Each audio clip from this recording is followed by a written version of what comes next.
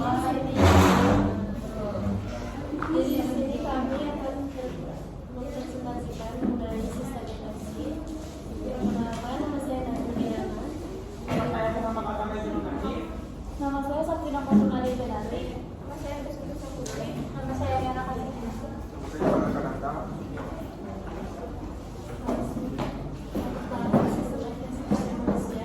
Sistem deteksi adalah mekanisme bertanggung jawab untuk membuang zat sisa metabolisme yang tidak bisa atau berbahaya. Proses ini berbeda dari mesin yang melibatkan pengeluaran zat bermanfaat seperti pada deteksi yang merujuk pada pembuangan sisa pencernaan dalam tubuh ginjal. Organisasi yang utama dari ginjal yaitu untuk menyaring darah dan mengeluarkan limbah dalam tubuh. Yang kedua, hati menghasilkan darah dari pembentukan protein dan membantu reproduksi. Yang ketiga, paru-paru sebagai tempat pertukaran gas yaitu oksigen dan karbon dioksida. Yang keempat, kulit untuk mengeluarkan keringat. Yang pertama, ginjal. Ginjal adalah sepasang organ berbentuk kaca yang terletak di bagian belakang perut, di sisi kanan dan kiri tulang belakang dengan kedalaman dan sedikit berbeda karena adanya hati. Ukuran ginjal dewasa berkisar antara 11,5 cm panjangnya dan 6 cm lebarnya, dan 2,5 sampai 3,5 cm tebalnya dengan berat sekitar 125 sampai 175 gram untuk laki-laki dan untuk perempuan sekitar 115 sampai 155 gram. Fungsi ginjal yaitu adalah yang pertama untuk pengeluaran zat sisa, mengeluarkan limbah seperti urea, asam urat dan kreatinin. Yang kedua, detoksifikasi, mengeluarkan zat racun termasuk obat-obatan dan polutan. Yang ketiga, pengaturan keseimbangan ion, mengatur konsentrasi ion penting dalam tubuh seperti natrium, kalium, dan kalsium. Struktur ginjal yang pertama adalah bus ginjal untuk menyaring darah dan mengeluarkan limbah dalam tubuh. Yang kedua, hilus atau bulum, cekungan pada sisi median ginjal yang berfungsi sebagai tempat masuk dan keluarnya pembuluh darah serta ureter. Yang ketiga, sinus ginjal adalah penguat isi lemak yang membuka hilus. Keempat, parenkim, jaringan yang mengelabui struktur sinus ginjal terbagi atas kompleks dan regular. Parenkim ginjal dibagi menjadi dua. Yang pertama, kompleks. Kompleks mengandung nefron, unit fungsional ginjal yang menyaring darah. Nefron adalah unit penyaring dalam ginjal yang terdiri dari beberapa bagian. Yang pertama, glomerulus, menyaring plasma darah untuk menghasilkan sifat. Yang kedua, kapsul Bowman, menampung zat sebelum diteruskan ke tubulus. Yang ketiga, tubulus proximus proximal, mereabsorb air, glukosa dan ion penting. Keempat, tubulus proximus distal, menyesuaikan reabsorpsi ion dan air serta membuka substansi zat. Kelima, kapilar memungkinkan reabsorpsi dan sekresi sekitar tubulus. Yang kedua, medula, terdiri dari piramida ginjal yang mengandung sistem tubulus untuk penguasaan. Bagian di medula ginjal pertama rangkuman yang mengatur konsentrasi urin melalui media osmotik. Yang kedua, pasar rektal membantu pertukaran zat dan menjaga keseimbangan osmotik. Ketiga, ductus coeruleus dan keempat, urin dan mengarahkan transisi ginjal dimulai antara. Yang kelima, dan pelvis, yaitu untuk program kebebasan maksimal ureter ini cabang menjadi 2 atau 3 kali-kalis. Panjang yang bercabang menjadi 8 sampai 18 kali minor.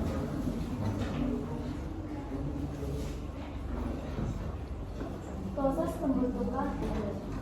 pembentukan urin terdiri dari beberapa proses, yaitu filtrasi glomerulus, yang kedua reabsorpsi tubulus, dan yang ketiga augmentasi. Filtrasi glomerulus Satu, filtrasi glomerulus, penyalinan plasma darah bebas protein melalui kapiler glomerulus ke kapsul Bowman menghasilkan filtrat glomerulus.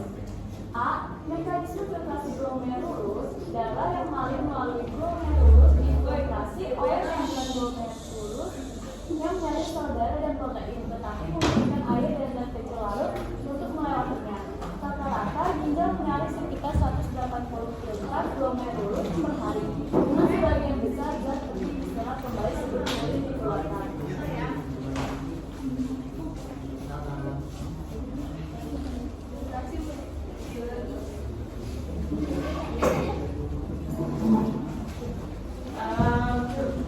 Glomerulus yang terdapat di dalam kapsul Bowman memiliki ciri-ciri sekaligus mengandung H2O dan zat larut seperti glukosa, klorida, natrium, kalium, fosfat, urea, asam urat, dan trepanin.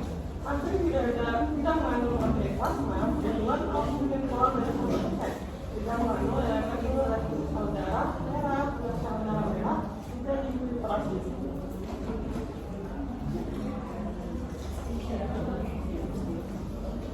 Kapsul membran glomerulus. Ini tampilan glomerulus lapisan endotel tipis dengan banyak polimer yang sangat permeabel terhadap air dan zat larut. Dua, membran basal logam dari spinosa dapat sel terbentuk dari kolagen dan protein dan sebagai penyalin protein plasma. Posisinya zat glomerulus dapat tidak mengandung protein. Tiga, lapisan dalam kapsul Bowman. Produksinya seperti itu gurita dengan ponjolan kaki hook seperti itu.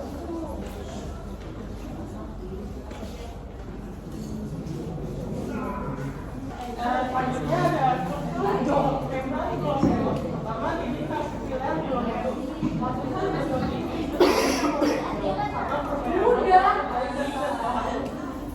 dua, membran basal lapisan dari spinosa dapat sel tersebut kolagen dan protein terlihat sebagai penyalin protein plasma dan juga glomerulus. Hasil di dalam kandung protein dan kapsul Bowman tersebut dari pada modulasi timbul proses produksi relatif pasti yang memberikan cairan gelambang.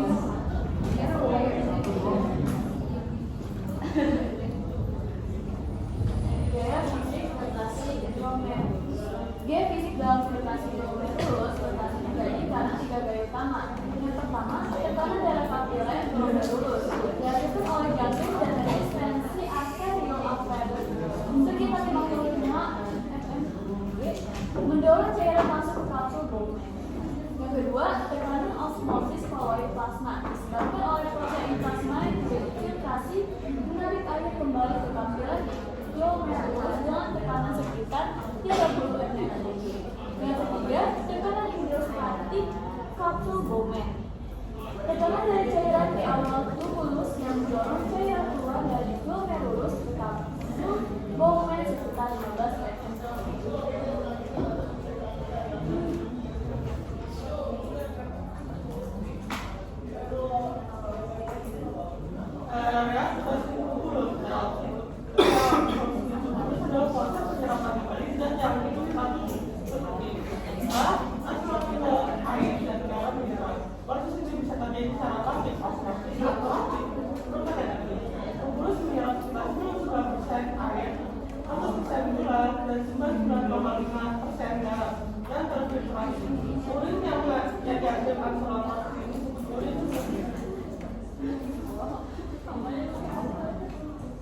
Mekanisme reabsorpsi tubulus.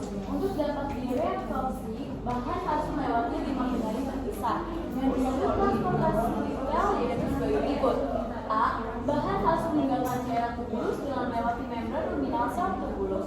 B. Melewati siklosol dari satu sisi sel tubulus ke sisi lainnya. C. Melewati membran basolateral sel tubulus untuk masuk ke cairan interstisial cairan di antara sel. Yang D. Berdifusif melalui cairan interstisial. E. Menembus di kapiler peritubuler untuk masuk ke plasma darah.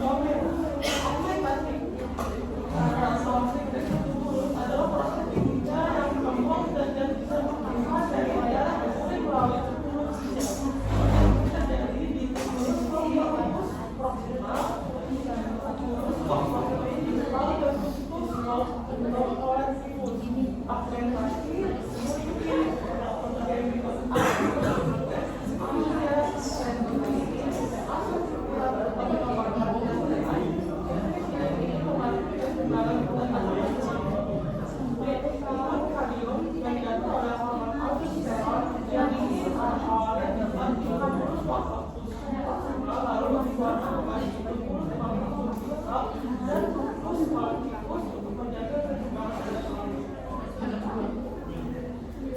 Penyimpanan sementara urin dan urin.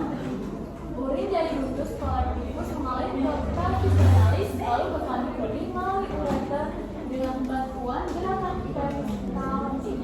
Kandung kemih berfungsi menyimpan urin hingga mencapai 170 sampai 230 mili yang kemudian memicu keinginan berkemih di urin. Urin dikeluarkan melalui ureter yang lebih pendek pada perempuan 2,5 sampai 3,5 cm dibandingkan dari hingga 22,5 cm. Proses fitorisasi adalah refleks yang dapat dikendalikan oleh saraf pusat di otak.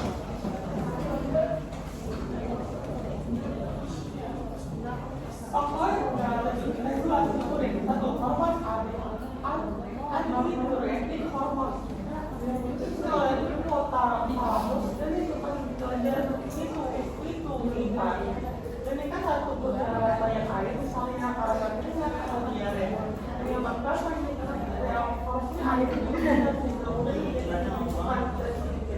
itu cukup banyak pencapaian seperti apa kurang kemudian lebih banyak air di ekspresikan seluruh menjadi lebih ekstrim.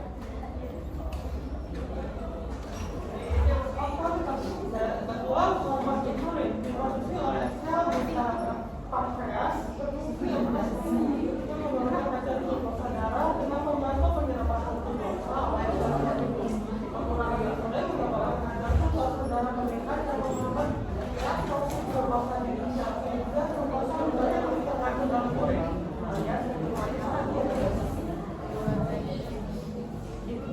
Faktor eksternal regulasi urin. Yang pertama, suhu lingkungan. Saat suhu panas, tubuh banyak berkeringat, osmolaritas darah meningkat, sekresi ADH meningkat sehingga urin menjadi lebih sedikit. Kedua, jumlah air yang diminum. Banyak minum air yang menurunkan osmolaritas darah, sekresi ADH berkurang. Yang ketiga, alkohol menghambat pelepasan ADH sehingga reaksi air yang tinggal terganggu dan urin menjadi lebih encer. Kalau banyak urin bisa menyebabkan dehidrasi dan rasa sakit. Karakteristik urin yang utama sifat fisiologis. Yang utama volume urin normal sekitar 800 sampai 500 ml per hari. Dan yang lebih kuat dan bisa terbaik karena dari volume jenis urin 0,03 sampai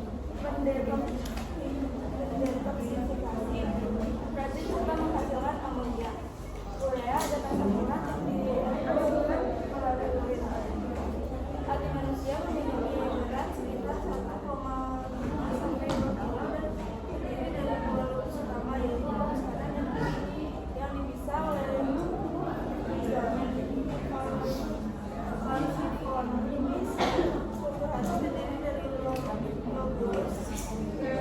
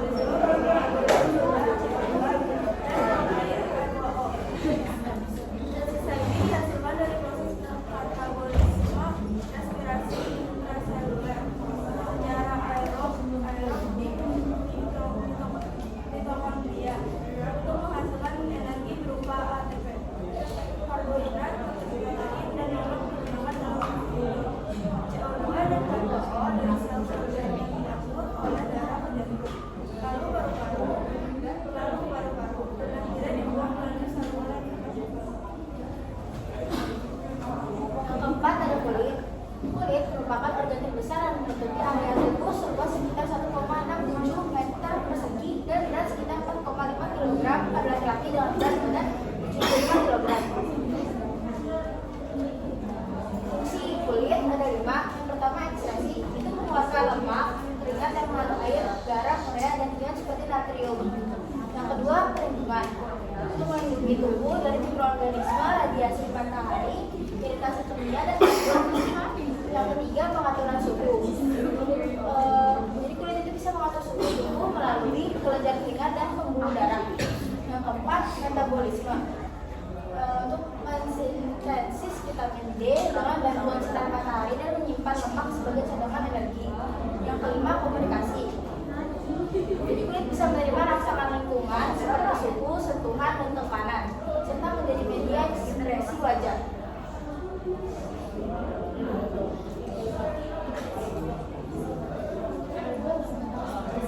Struktur kulit dibagi menjadi terdiri dari beberapa lapis, yaitu epidermis, dermis, dan hipodermis atau subcutaneous.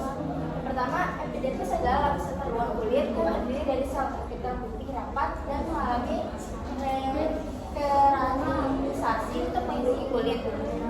Lapisan ini tidak memiliki pembuluh darah dan paling tebal di telapak tangan dan kaki. Epidermis ini memiliki 5 lapisan. Yang pertama stratum corneum, lapisan teratas. Yang kedua stratum lucidum, yaitu lapisan geni mulai samping. Yang ketiga stratum granulosum, yaitu terdiri dari sel granula. Dan yang keempat ada stratum spinosum, yaitu lapisan sel bertonjolan penghubung. Dan yang terakhir ada stratum basalis, yaitu lapisan dasar yang aktif membelah. Yang kedua ada dermis. Dermis adalah lapisan kulit di bawah epidermis yang terdiri dari 2 lapisan jaringan ikat. Yang pertama ada lapisan papilar, itu jaringan ikat areola dengan fibrobias. Sel makrofag, udara, dan reseptor pencemar. Yang kedua lapisan reticular, isi jaringan ikat padat dengan kolagen dan serat elastik yang melemah seiring bertambahnya usia, menyebabkan kulit keriput. Dan yang ketiga hipodermis adalah lapisan bawah kulit yang menghubungkan kulit dengan organ di bawahnya. Itu mengandung sel lemak, pembuluh darah, dan urusan.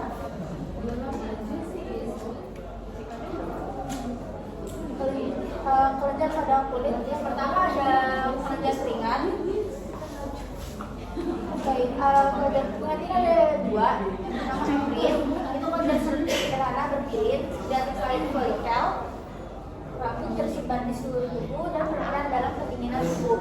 Yang kedua apokrin, ini tuh kelenjar besar di area tertentu seperti ketiak, areola, dan perital. Awalnya tidak berbau, tapi dapat berbau karena bakteri. Yang kedua kelenjar sebaceous, itu dia mengeluarkan sebum ke folikel rambut yang berfungsi melembabkan kulit langsung sebagai antibakteri dan mencegah evaporasi.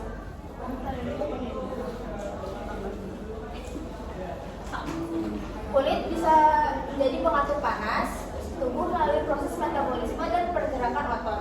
Panas dikeluarkan melalui pemancaran, yaitu panas bebas udara. Konveksi, yaitu udara panas di sekitar tubuh digantikan udara dingin. Yang ketiga konveksi, yaitu panas dialihkan ke benda yang disentuh. Yang keempat penguapan atau evaporasi, yaitu panas keluar bersama keringat yang menguap. Saat suhu tinggi, kelenjar keringat aktif dan pembuluh kapiler melebar untuk membuang kontrol pengeluaran keringat, yaitu pada pertama suhu tubuh rendah, yang kedua reseptor suhu di hipotalamus menstimulasi mekanisme penghasil panas, yang ketiga dibagi 3, itu ada arteri superficial, kontraksi, pengeluaran darah. Yang B itu otot yang bergetar akan meningkatkan respirasi aerob. Yang ketiga diorit menstimulasi sel untuk meningkatkan metabolisme penghasil panas. Yang keempat suhu tubuh meningkat. Yang kelima suhu tubuh tinggi. Ada gangguan pada sistem reproduksi. Itu gangguan sistem urinaria. Pertama ada albuminuria, yaitu penyakit yang terjadi akibat ginjal tidak dapat melakukan proses penyaringan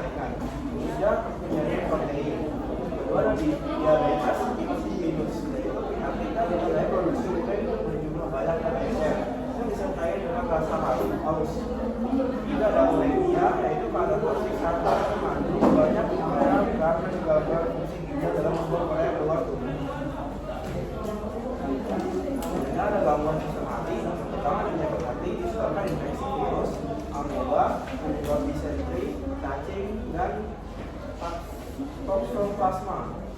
Yang kedua adalah virosis hati, yaitu ada berubahnya sel-sel hati menjadi jaringan ikat glukosa sehingga kehilangan fungsinya. Dan yang ketiga ada hemokramatis, yaitu kelainan secara genetik yang menyebabkan tubuh terlalu banyak menyerap zat besi dari makanan. Lagi adalah gangguan sistem kulit. Pertama ada anhidrosis, yaitu kulit tidak mampu berkeringat. Hal ini disebabkan oleh luka bakar, penyakit, pengobatan, dan kelebihan keringat. Selanjutnya ada pudis, yaitu gatal akibat infeksi kumal dan mulut air. Dan yang terakhir ada kalkus, yaitu penyakit mata ikan yang disebabkan oleh virus atau bakteri atau gesekan terus menerus pada pemakai sepatu. Dan yang terakhir ada mengambil sisa infeksi.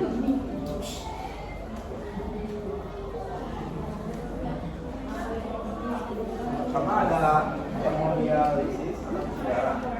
Hemodialisis adalah proses penyaringan darah di luar tubuh untuk membuat zat sisa metabolisme. Hasil yang kelebihan cairan pada penderita gagal ginjal. Proses ini menggunakan mesin dialiser yang berfungsi sebagai ginjal buatan. Kedua ada transplantasi ginjal. Transplantasi ginjal adalah terapi penggantian ginjal. Pasien dengan ginjal lain yang berasal dari orang yang hidup atau yang sudah meninggal. Yang ketiga ada EXML atau extracorporeal stroke with